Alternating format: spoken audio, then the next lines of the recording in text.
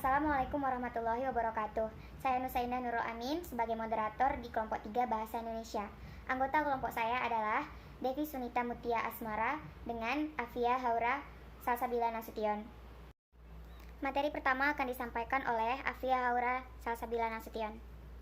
Assalamualaikum warahmatullahi wabarakatuh. Perkenalkan, nama saya Afia Haura Salsabila Nasution dan saya akan membacakan materi tentang pengertian kalimat dan pola dasar kalimat. A. Pengertian kalimat. Kalimat adalah kumpulan kata yang setidaknya terdiri atas subjek dan predikat. Kalimat pun dapat terbentuk dari satu klausa maupun beberapa klausa. Dalam wujud lisan, kalimat diiringi oleh alunan titik nada, disela oleh jeda, diakhiri oleh intonasi selesai, dan diikuti oleh kesenyapan yang memustahilkan adanya perpaduan atau amilasi bunyi.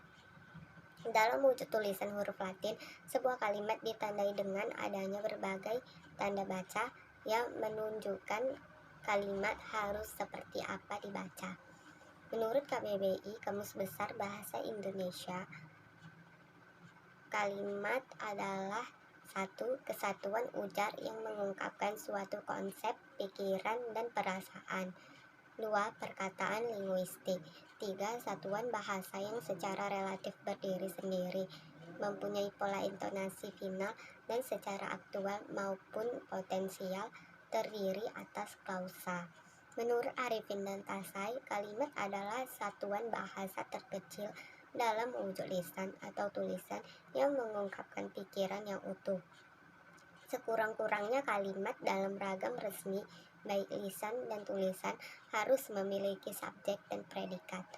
Dari pendapat para ahli mengenai kalimat, maka dapat disimpulkan bahwa kalimat dapat dipahami sebagai satuan kebahasaan yang secara relatif dapat berdiri sendiri, mempunyai pola intonasi akhir, dan terdiri dari klausa atau mungkin beberapa klausa. B. Pola kalimat dasar. Kalimat yang kita gunakan sesungguhnya dapat dikembalikan ke dalam sejumlah kalimat dasar yang sangat terbatas. Dengan perkataan lain, semua kalimat yang kita gunakan berasal dari beberapa pola kalimat dasar saja, sesuai dengan kebutuhan kita masing-masing. Kalimat dasar tersebut kita kembangkan, dan tentu saja harus didasarkan pada kaidah yang berlaku. Pola dasar kalimat yang berlaku. Pola dasar kalimat bahasa Indonesia adalah sebagai berikut. 1. Kalimat dasar berpola SP. Kalimat dasar tipe ini memiliki unsur subjek dan predikat.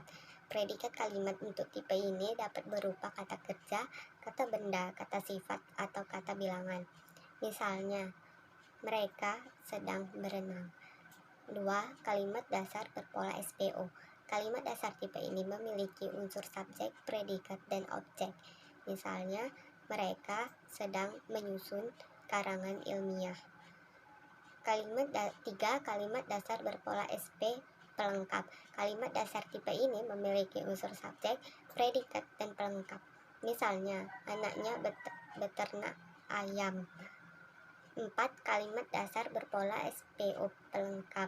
Kalimat dasar tipe ini memiliki unsur subjek, predikat, objek, dan pelengkap. Misalnya, dia mengirim saya surat. 5. Kalimat dasar berpola SPK. Kalimat dasar tipe ini memiliki unsur subjek, predikat, dan keterangan. Misalnya, mereka berasal dari Surabaya. 6. Kalimat dasar berpola SPOK. Kalimat dasar tipe ini memiliki unsur subjek, predikat, objek, dan keterangan. Misalnya, kami memasukkan pakaian ke dalam lemari. Baiklah, segitu saja materi yang dapat saya jelaskan. Selanjutnya akan saya kembalikan kepada moderator. Terima kasih. Kemudian, jenis-jenis kalimat dan syarat-syarat kalimat akan disampaikan oleh saya sendiri. Jenis-jenis kalimat. Kalimat menurut bentuk. 1. Kalimat tunggal. Kalimat tunggal adalah kalimat yang memiliki satu klausa. Contohnya, ayah sedang tidur. Kalimat tunggal memiliki fungsi. 1. kalimat kata kerja untuk memberikan kata predikat dengan hanya kata kerja setelah kata subjek. Kedua, kalimat kata sifat untuk memberikan kalimat predikat dengan hanya kata sifat setelah kata subjek. Ketiga, kalimat kata benda untuk memberikan kalimat predikat dengan kata benda atau nomina setelah kata subjek. Keempat, kalimat kata depan dengan frasa 4 atau memberikan kalimat dengan frasa sebanyak 4 setelah kata subjek demi kata proporsional. Kedua, kalimat majemuk. Kalimat majemuk adalah kalimat yang memiliki lebih dari satu klausa. Contohnya, ayah dan ibu senang membuat makanan soto Banjar karena hidangan ini adalah makanan favorit mereka. Kalimat majemuk memiliki berbagai jenis, yaitu kalimat majemuk setara. Kalimat majemuk setara adalah kalimat yang memiliki tingkatan klausa yang sama atau sederajat. Contohnya, ayah membaca koran lalu minum kopi di teras rumah. Selanjutnya, kalimat majemuk bertingkat. Kalimat majemuk bertingkat adalah kalimat yang memiliki tingkatan antara klausa yang satu dengan yang lainnya tidak seimbang. Klausa pada kalimat majemuk bertingkat terdiri atas klausa dan atas klausa bawah. Maaf, saya ulangi. Klausa pada kalimat majemuk bertingkat terdiri atas klausa atas dan klausa bawah. Klausa pertama biasanya menjadi klausa atas. Berikut adalah beberapa contohnya. Ketika saya menyimak gagasan yang Anda bicarakan, saya tertarik dengan hal tersebut. Contoh lain, ayah sekarang di sekolahku karena ibu tidak menjemputku pulang hari ini. Baiklah, kalimat majemuk campuran adalah kalimat yang memiliki klausa sebanyak 3 atau lebih, tetapi klausa tersebut dihubungkan secara subordinatif dan konjungtif. Contoh kalimatnya, Dina berangkat ke sekolah dan adik tetap pergi ke pasar, meskipun panas di siang hari ini semakin terik. Jenis kalimat aktif dan pasif. 1. Kalimat aktif. Kalimat aktif adalah kalimat yang predikatnya kata kerja aktif. Verba aktif ditandai dengan prefiks me, memper, dan be. Ciri-cirinya, predikatnya cenderung memiliki imbuhan me atau ber. Kemudian, pada kalimat aktif imbuhan me atau ber cenderung mengikat predikat yang menggambarkan suatu tindakan maupun pekerjaan dalam sebuah kalimat. Contohnya, ibu memasak sayur terong di dapur. Kalimat aktif juga ternyata dibagi menjadi beberapa bentuk. 1. Kalimat aktif transitif. Kalimat aktif transitif adalah kalimat aktif yang melibatkan unsur objek di dalamnya. Cirinya, harus melibatkan unsur objek di dalamnya. Berpola subjek predikat objek atau SPO dapat diubah ke dalam kalimat bentuk dalam kalimat pasif. Contoh kalimatnya, dia memanjat pohon. Kedua, kalimat aktif intransitif.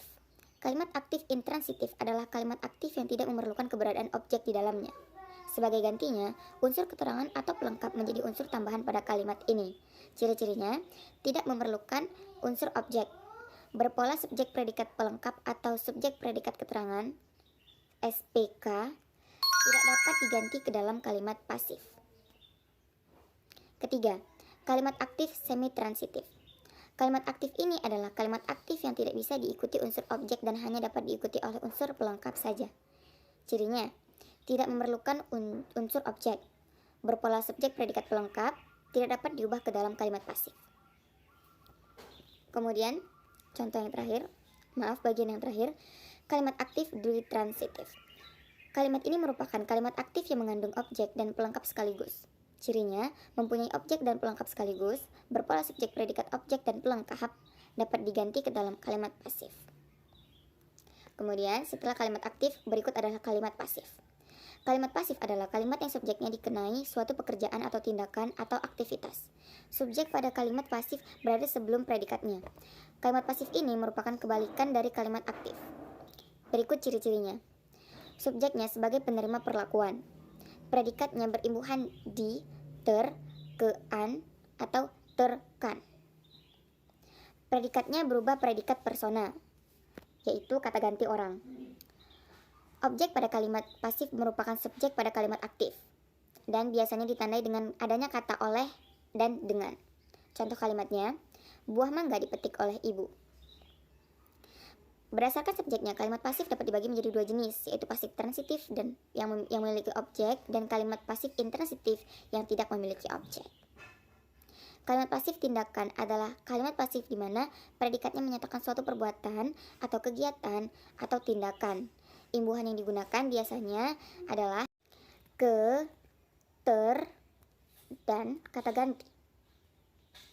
Contoh kalimat pasif tindakan adalah bunga mawar itu ditanam oleh nenek. Kalimat pasif keadaan adalah kalimat pasif yang predikatnya menyatakan keadaan subjeknya. Digunakan ditandai dengan kata berimbuhan ke an. Contohnya, pemuda itu ketiduran di halte bus.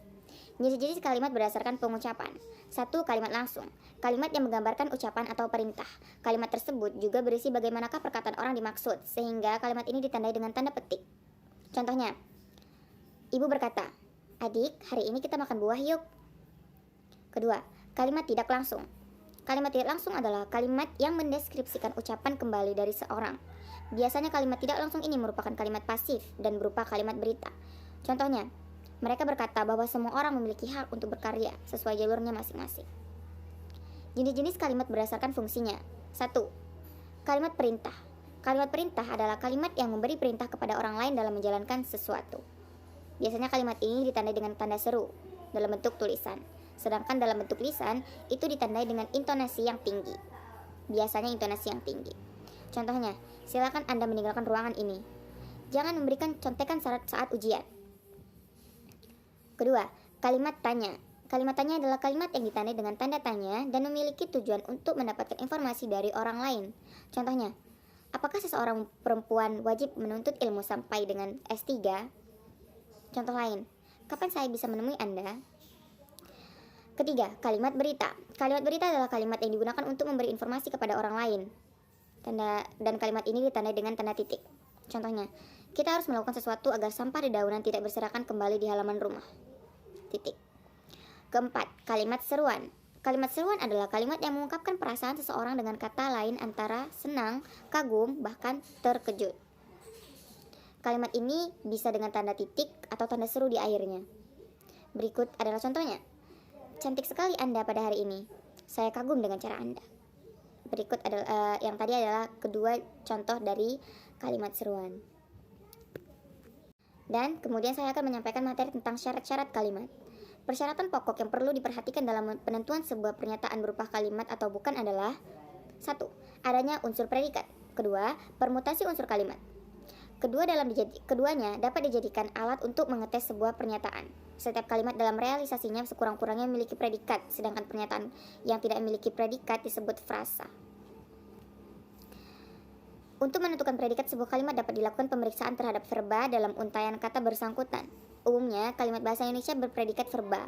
Contohnya, anak itu belajar. Dan contoh kedua, orang itu menulis surat. Pada contoh pertama, terdapat verba belajar dan pada kalimat. Sementara itu di dalam contoh kedua terdapat verba menulis.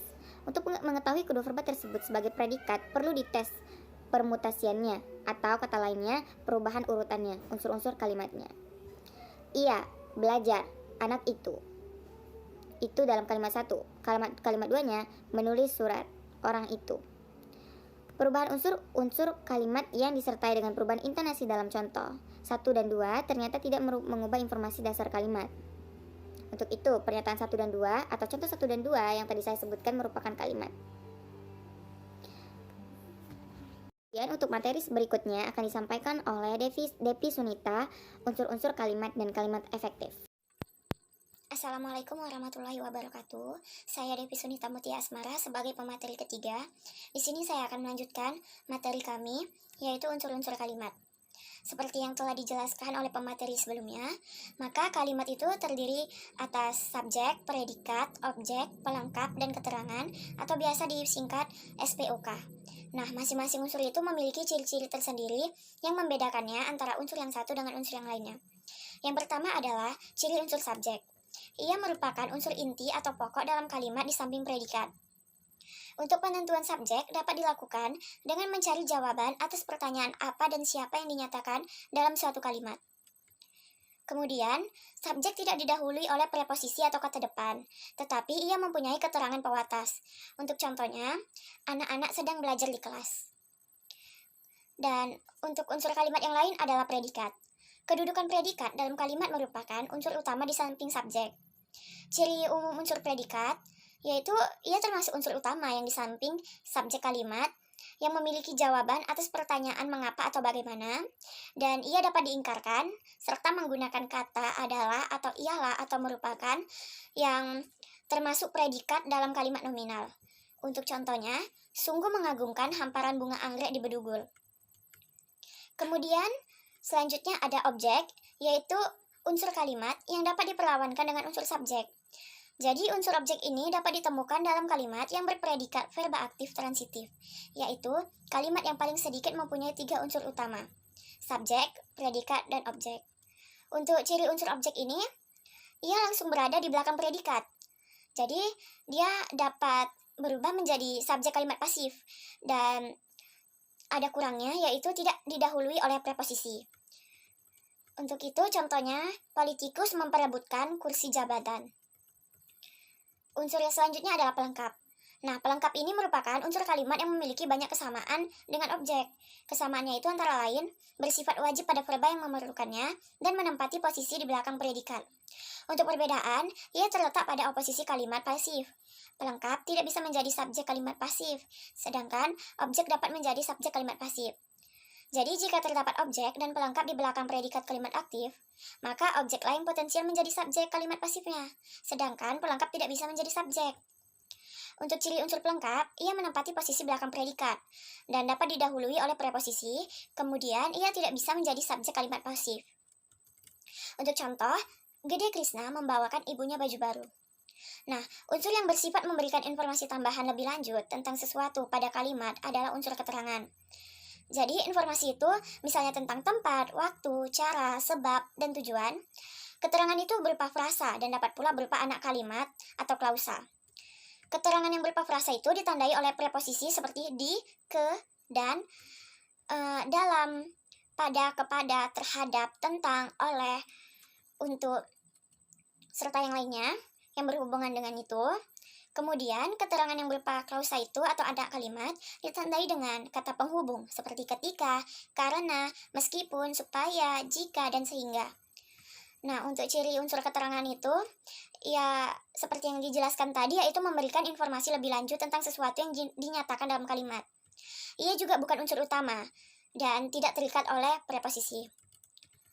Untuk contohnya, dengan komputer pesawat itu dapat dipantau dari bumi. Nah, materi selanjutnya yaitu kalimat efektif. Pakar bahasa seperti Keraf, Ridwan dan kawan-kawan, Arifin dan Semi menyatakan bahwa kalimat efektif adalah kalimat yang menimbulkan gagasan yang sama tepatnya dalam pikiran pendengar atau pembaca seperti yang dipikirkan oleh pembicara atau penulisnya. Jadi, dalam batasan tersebut tampak jelas bahwa gagasan di dalam benak penutur atau penulis dan kawan tutur atau pembaca menjadi inti batasannya. Selanjutnya, Keraf juga mengatakan bahwa ada 6 ciri kalimat efektif dalam bahasa Indonesia. Yang pertama adalah kesatuan gagasan. Setiap kalimat harus menunjukkan adanya kesatuan gagasan yang ditandai oleh adanya suatu ide tunggal. Jadi, kesatuan gagasan itu diwakili oleh subjek dan predikat di dalam kalimat. Maka dari itu, kalimat harus mengandung subjek dan predikat yang menunjukkan kelengkapan informasi kalimat tersebut. Jika unsur subjek atau predikat tidak ada, hal itu berarti tidak lengkapnya informasi yang penting dalam kalimat tersebut, dan ia dikatakan sebagai kalimat yang kurang efektif karena ketidakjelasan unsur subjek. Yang kedua adalah kepaduan. Setiap kalimat harus disusun dengan koherensi atau kepaduan yang baik dan kompak antar unsurnya. Kepaduan dibatasi sebagai hubungan timbal balik yang jelas di antara unsur-unsur maupun kata atau kelompok kata yang membentuk kalimat itu. Meskipun kalimat tersebut nantinya memiliki gagasan utama, namun jika terdapat pemakaian kata atau kelompok kata yang tidak tepat di dalamnya, maka kalimat tersebut tidak kompak. Dengan demikian, daya rekat yang menempelkan setiap unsur pembentuk kalimat tersebut menjadi berkurang. Untuk ciri yang ketiga adalah kesejajaran atau paralelisme. Apa itu paralelisme? Ya, paralelisme itu berarti menempatkan gagasan yang sama penting dan sama fungsinya ke dalam suatu struktur atau konstruksi gramatikal yang sama. Jika salah satu gagasan ini ditempatkan dalam struktur kata benda, kata atau kelompok kata yang lain yang memiliki gagasan sejajar juga ditempatkan dalam fungsi dan struktur yang sama, yaitu kata benda. Demikian juga kata kerja yang disejajarkan harus dengan kata kerja yang lain. Ciri yang keempat ada penekanan. Jadi inti pikiran yang terkandung di dalam setiap kalimat harus dibedakan dengan sebuah kata yang dipentingkan.